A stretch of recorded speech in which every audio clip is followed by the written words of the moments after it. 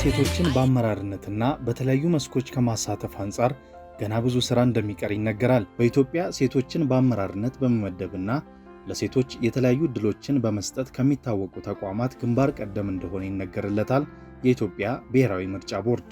በዚህም ሴቶች ከታች ሰራተኞች አንስቶ ተቋሙን በተለያየ ከፍተኛ የኃላፊነት እርከን እንዲመሩ አስችሏል። የስርዓተ ጾታ ፖሊሲ ብቻ ሳይሆን የስርዓተ ጾታና ማህበራዊ አካታችነት ፖሊሲ ብለን ነው እኛ የምንሰይመው።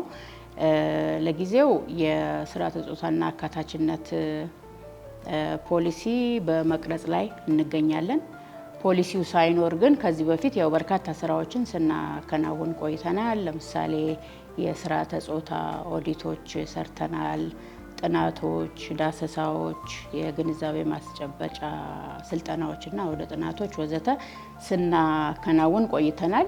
ሌላው እንደ ተቋም የወንድ ሰራተኞችና የሴት ሰራተኞች ቅጥር በተመለከተ ሚዛናዊ ለማድረግ እየሞከርን ነው። ያ ሲሆን ደግሞ እሱ በራሱ ከተቋሙ አንጻር አንድ መለኪያ ይሆናል ማለት ነው። ከምርጫ ስራ ጋር በቀጥታ በተገናኘ መለኪያዎች ብዬ የምላቸው እንግዲህ አንደኛ የሴት መራጮች ቁጥር ሲጨምር፣ የአካል ጉዳተኞች መራጮች ጭምር ሲጨምር፣ የግል ሴት እጩዎች የግል አካል ጉዳተኛ እጩዎች ቁጥር ሲጨምር፣ የፖለቲካ ፓርቲዎች ደግሞ እነዚህን ልዩ ፍላጎት የሚያስፈልጋቸው መራጭ ዜጎችን በተመለከተ በአመራር በእጩነት በአባልነት እያካተቱ ቁጥሩ እየጨመረ ሲሄድ መለኪያዎች ናቸው ብለን የምናስባቸው እነዚህ ናቸው የሚሆኑት ማለት ነው። ምርጫ ቦርድ ጀንደር ኦዲት ሰርቶ ነበር ካሁን በፊት። ያን ጀንደር ኦዲቱን ከሰራ በኋላ ኢንስቲትዩሽናል የሆነ ሜንስትሪሚንግ ምን መምሰል አለበት፣ በተጨማሪ ደግሞ በፕሮግራም ሜንስትሪሚንግ መምሰል አለበት የሚለውን በጣም አይቶታል። በዛ መሰረት አድርጎ ነው እንግዲህ ከዛ በኋላ ሴቶችን ኦንቦርድ ማምጣት የጀመረው። ብዙ ሴቶች ወደ ዲሲሽን ሜኪንግ ላይ እንዲገቡ፣ በተጨማሪም ደግሞ የትምህርት ኢንትረስት ያላቸው እና ፍላጎት ያላቸውን ስልጠና እንዲያገኙ የተለያዩ አጫጭር ስልጠናዎች እንደውም አልፎ አልፎ ካየሁት ዶክመንት ወደ 5-6 ሴቶች ራሱ የሬጉላር የሆነ የዲግሪ የማስተር ፕሮግራሞች ሁሉ እየከፈለ እያስተማረ እንደሆነ ነው የተረዳሁትና ለሴቶች እድል ይሰጣል። ቦርዱ እንደ አዲስ አዋጅ ቁጥር 1133ን ተከትሎ እንደ አዲስ ከተቋቋመ በኋላ በሰፊው ሴቶችን ሲያሳትፍ ነበረ። ሴቶችን ሲያሳትፍ ከአመራርነት ጀምሮ በድጋፍ ሰጪ ሰራተኞችም ላይ በተቻለ መጠን ሰፊ የሆነ አካታችነትን ለማድረግ ተጥሯል ማለት ነው። ያ ሲደረግ ያው ከጆይን ካደረግንም በኋላ ወይም ሰራተኞች ጆይን ካደረጉን በኋላ በተለያየ መልኩ ስልጠናዎችን ከመስጠት ጀምሮ በሀገር ውስጥም ከሀገር ውጭም አንዳንድ ጊዜ ያሉ ስልጠናዎችን ለሴቶች በመስጠት በተቻለ መጠን ብቁ የሆኑ ሴቶችን ብቃት ያላቸውን ሴቶች እንዲኖሩ ለማድረግ ሰራተኞች እንዲኖሩ ለማድረግ ብዙ ጥረቶች ተደርገዋል።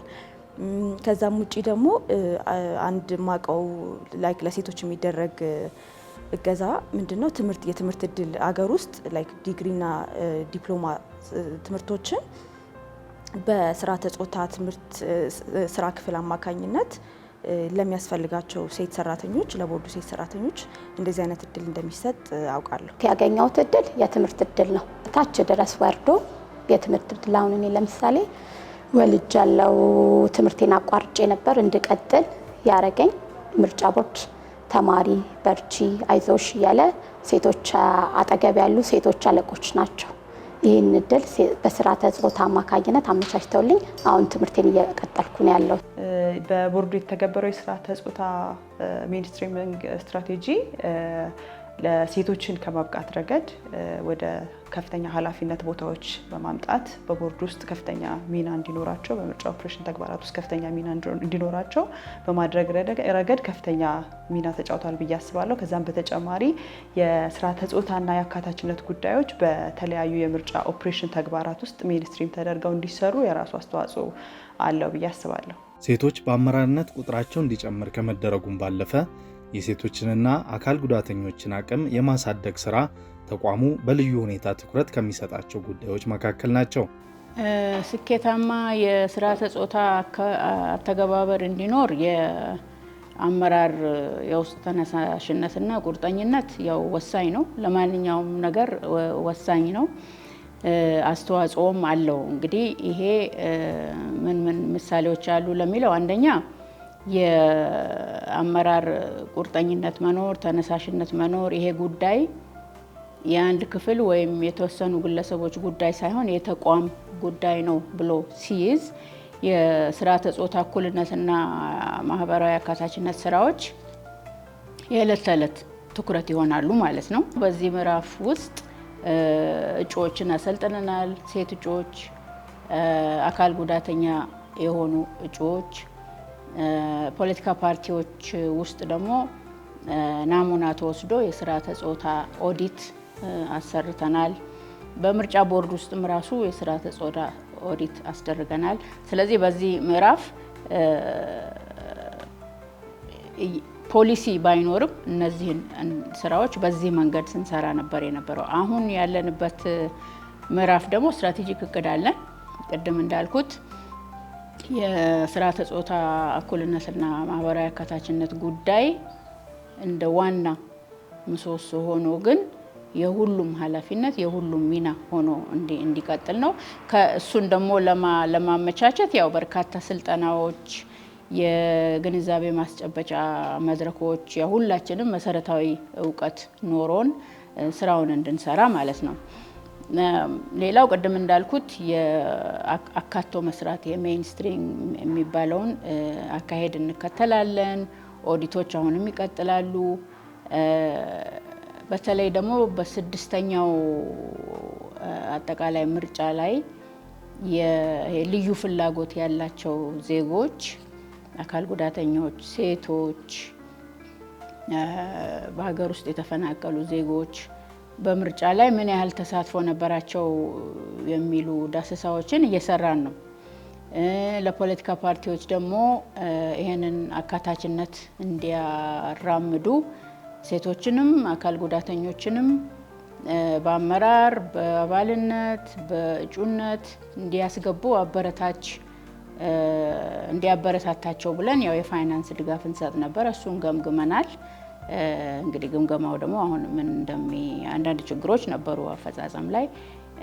የግምገማውን ውጤት አይተን ተጨማሪ ስራዎችን እናደርጋለን ማለት ነው እና እጩዎች ማሰልጠን እንቀጥላለን። በዚህም ምዕራፍ አካታች የሆነ የስነ ዜጋና የመራጮች ትምህርት እናካሄዳለን።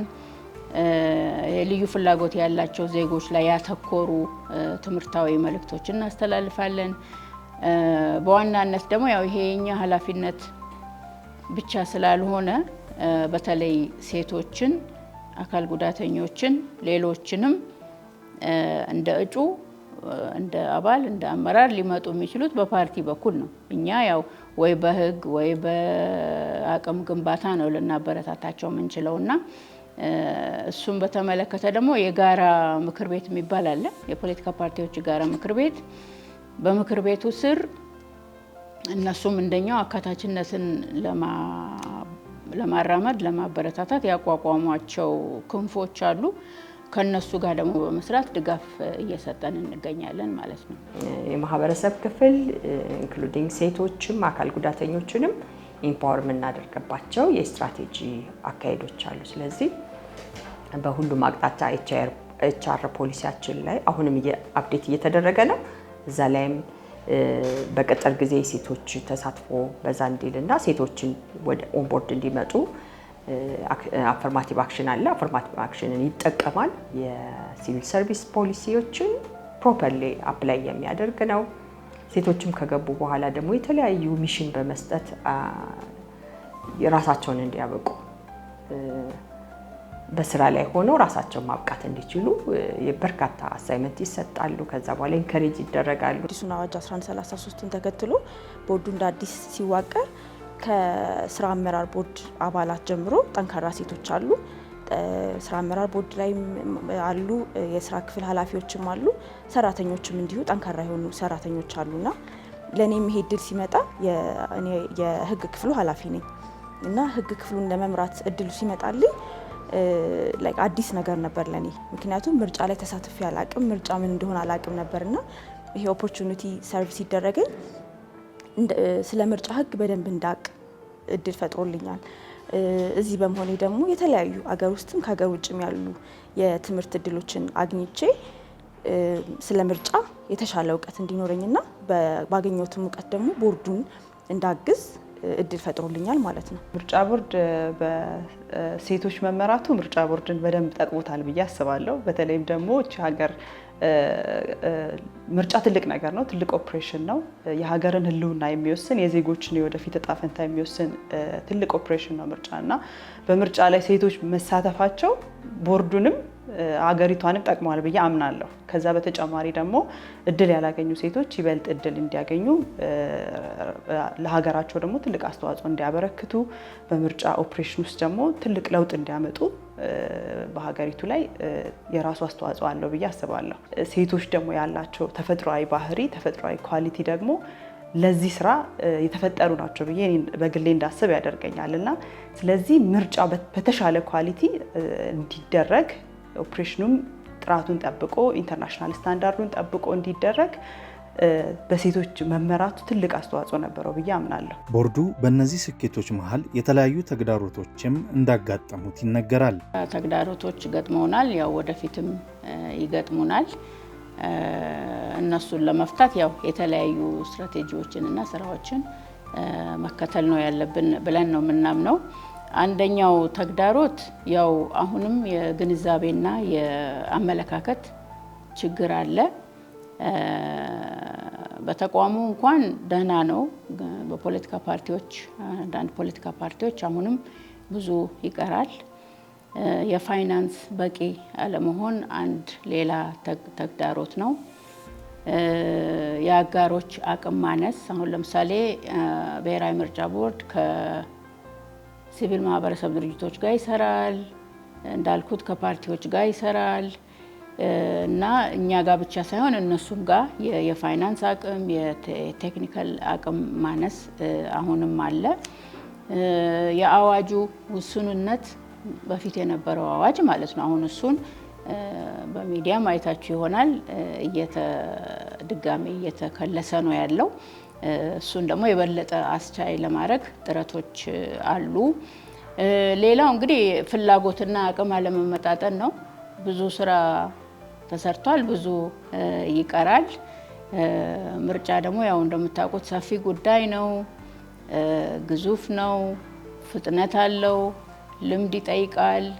የስርዓተ ጾታ እኩልነትና የማህበራዊ አካታችነት ስራ ደግሞ ሂደት ነው። ጊዜ ይፈልጋል፣ ማሳተፍ ይፈልጋል፣ ማማከር ይፈልጋል። ሁለቱን የማጣጣም ነገር ያው እየሰራንበት ነው ያለው፣ ግን እንደ አንድ ተግዳሮት ተብሎ ሊጠቀስ ይችላል። ቻሌንጅ ብዬ የማስበው ያው ኃላፊነት ነው። ያው መምራት ትልቅ ኃላፊነት ነውና ብዙ ጊዜ ዲማንዲንግ ነው። ላይክ ከ2 ተኩል እስከ 11 ተኩል ብለን የምንሰራው ስራ አይደለም የምርጫ ስራ። ከስራ ሰዓት ውጪ የሚያስመሹ ብዙ ስራዎች ይኖራሉ። ቤት ውስጥም ደግሞ በእረፍት ጊዜ ሆነን የምንሰራቸው ነገሮች አሉና ያ ነገር ይሄ ወርክ ላይፍ ባላንስ የሚለውን ነገር የተወሰነ እሱ ቻሌንጅ ነው ብዬ አስባለሁኝ። በተለይ እንደ ሴት እንደ እናት ከልጆቼ ጋር ያለውን ጊዜ የተወሰነ ይሻማልና እሱ ትንሽ ቻሌንጅ ነው ብዬ ልወስደው እችላለሁ። ግን ብዙ እድሎችን ፈጥሮልኛል። ብዙ ነገሮችን እንዳይ፣ ቻሌንጆችን እንድጋፋ፣ ስትሬስ እንዴት ማኔጅ ማድረግ እንዳለብኝ እንደዚህ ነገሮችን ተምሬበታለሁ። እንደ ተግዳሮት ደግሞ ማነሳው ነገር ሴት ሲኮን ያው እኛም የማህበረሰቡ አካል ነን፣ ተቋሙም ደግሞ የማህበረሰቡ ሪፍሌክሽን ነው እና እንደ ያው ፓትሪያርካል የሆኑ አስተሳሰቦች ይኖራሉ።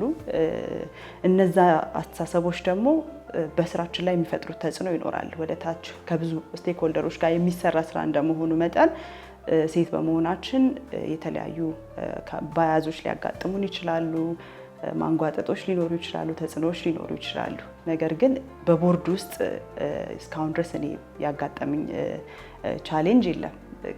ከተለያዩ ስቴክሆልደሮች ጋር ባለኝ ኢንተራክሽን ግን እንደዚህ አይነት ቻሌንጆች ይመጣሉ። ሌሎች ተቋማት ከኢትዮጵያ ብሔራዊ ምርጫ ቦርድ ሊማሩ የሚገባው ዋነኛ ነገር ለወጣት ሴቶች እድል መስጠት መሆኑም ተነስቷል። ሴቶችን በተመለከተ ሌሎች ተቋሞች ሊማሩ ይገባል ብዬ ትልቅ የምወስደው ነገር ለወጣት ሴቶች እድል መስጠት የሚለውን ነገር ነው። ስድስተኛው ምርጫ ላይ ስድስተኛው ጠቅላላ ምርጫ ሲደረግ በአብዛኛው ትልልቅ ቦታዎች ላይ ውሳኔ ሰጪነት ቦታዎች ላይ የነበሩት ሴቶች ነበሩና ምን ያህል ሰክሰስፉል እንደነበሩ በተለይ ወጣት ሴቶች በኢነርጂ ነው የምንሰራው፣ በታማኝነት ነው የምንሰራው፣ በጥንቃቄ ያለን በባህሪያችን ሴቶች በመሆናችን እና ያ ነገር አይሰሩም ተብሎ የሚታሰቡ ነገሮችን ከባድ የሆኑ በሆነ ሲቹዌሽን እንኳን ሆነን ምርጫውን እንድናስፈጽም አግዞናል ብዬ አስባለሁና ሌሎች ተቋሞችም ለወጣት ሴቶችን ልክ እንደ ምርጫ ቦርድ ቢያምኑ አመኔታ ቢኖራቸውና እድልም ቢሰጡ ለተቋምም ግንባታ ለሀገርም በጣም ይጠቅማል ብዬ አስባለሁ። ሁሉም ከምርጫ ቦርድ መማር ያለባቸው ነገር ትጉነት። አሁን ሴት ልጅ ብዙ ጊዜ እንትን አሁን እኛ ቢሮ ስንሰራ ሁሉም ትጉ ናቸው። ትጉነትን ለሴቶች ደግሞ የተለያየ ስልጠናዎችን እድልን መስጠት ስትሰጥ ምርጫ ቦርድ አሁን ብዙ ጊዜ ያመቻችላል እንደዛ አይነት ነገሮች ስልጠናዎችን ምናምን ስለሚያመቻች ሌላ መስሪያ ቤቶች እታች ድረስ ወርደው ለሰራተኛ የተለያየ እድል ስለሚሰጥ ከዚህ መማር አለባቸው ባይ ነኝ። ከምርጫ ቦርድ መማር ያለባቸው ብዬ የማስበው ሴቶችን ወደ አመራር በማምጣት ተቋሙ ራሱ ነው የሚጠቀመው፣ ምርጫ ቦርድ እንደተጠቀመው ማለት ነው። እና ሴቶች ልዩ ብቃት አላቸው፣ ልዩ ችሎታ አላቸው ብዬ አምናለሁ። ለተለያዩ ተቋማት ደግሞ ልዩ የሆነ እድል ይዞ መምጣት ይችላሉ ብዬ አምናለሁ። ስለዚህ ተቋማቱ በብዙ መልኩ ይጠቀማሉ እና አንደኛ ሴቶችን ወደ ሊደርሺፕ ማምጣት፣ ምቹ ሁኔታ መፍጠር፣ በስራ አካባቢም ያሉ ተግዳሮቶች ካሉ ሴቶችን ለስራቸው መሰናክል ተደርጎ የሚቆጠሩ ተግዳሮቶች ካሉ እነዛን ተግዳሮቶች ማጽዳት ያስፈልጋል፣ ባሪየሮችን ማለት ነው። ከዛ በተጨማሪ ደግሞ ማብቃት ያስፈልጋል። በሊደርሺፕ በትሬኒንግ በተለያዩ እድሎችን በመፍጠር ሴቶችን እድል በመስጠት ማብቃት ያስፈልጋል ማለት ነው። ከሴቶች አንጻር ስናየው በተለይም ደግሞ ወደ አመራር የማምጣት ስራዎች ላይ በጣም ብዙ ስራ መሰራት አለበት። ከአሁን በፊትም ሲሰራ ቆይቷል።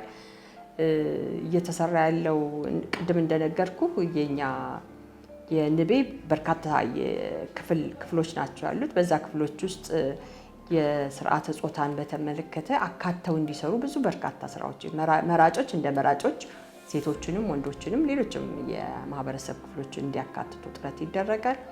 በተጨማሪ በኦፕሬሽን ክፍል ዋናው ኦፕሬሽን ክፍል ደግሞ ከእቅድ ጀምሮ እስከ አፈጻጸም ድረስ ከመጨረሻው የምርጫ ሳይክሉን ጠብቆ በሁሉም ቦታ ላይ የሴቶች ተሳትፎ እንዲኖር ጥረት ይደረጋል።